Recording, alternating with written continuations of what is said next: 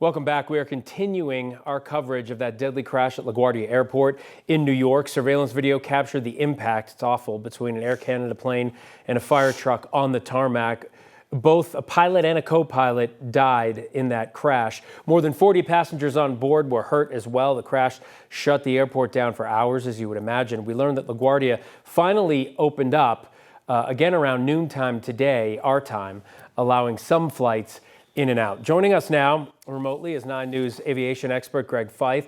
Greg, good to have you here. Sorry it's under these circumstances. I'm wondering, with what we've seen so far, we actually have the tower audio. You have some statements from the controller and another pilot on the runway.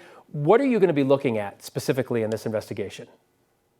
Phil, one of the things that the board's going to look at is the communication or miscommunication. It's obvious that the controller was operating 2 different frequencies. He was operating the local control, which controls the runway movement, that is, clearing airplanes to land on the runway. And he was also controlling ground movement traffic. That was the frequency that the fire truck was on. This is very reminiscent of some of the issues that came up a year and a half ago in the midair collision in Washington National, where you had a single controller operating on 2 different frequencies, and unfortunately there was miscommunication. Up on that, Greg, do you believe that if there were additional air traffic controllers there, I don't know how it works, if there's oversight, if they work in pairs, could this have been prevented? I think, Sam, that's one of the things that the board's going to look at, because if you had a ground controller, that was just controlling the ground traffic, and you had the controller controlling the runway traffic, yes, there is coordination because they're standing basically next to each other in the tower cab, but they are dedicated to observing ground movement and air movement, because one of the responsibilities of a controller is to monitor the movement. So when you clear an airplane to land, you got to watch the aircraft land. You have to basically watch it roll out. It's obvious that this controller got a bit distracted. You can hear that on the audio where he's talking to another aircraft. He's clearing the fire truck to go across the runway. And most likely he forgot that he had cleared this airplane to land until the last minute when he saw movement and called for the fire truck to stop. And so, Greg, I'm wondering this.